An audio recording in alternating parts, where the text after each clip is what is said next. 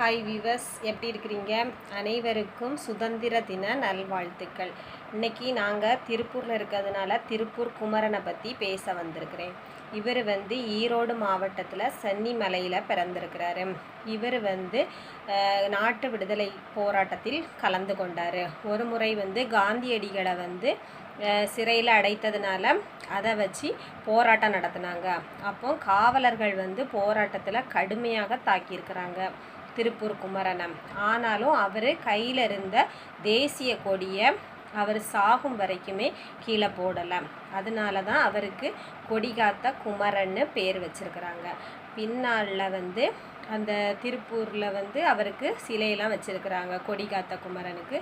அப்புறமா அவரோட புகைப்படத்தை அஞ்சல் தலையில் அரசாங்கம் முறையாக அங்கீகரிச்சிருக்கிறாங்க. இது திருப்பூர் குமரன் நமக்கு கிடைத்த ஒரு பொக்கிஷம்.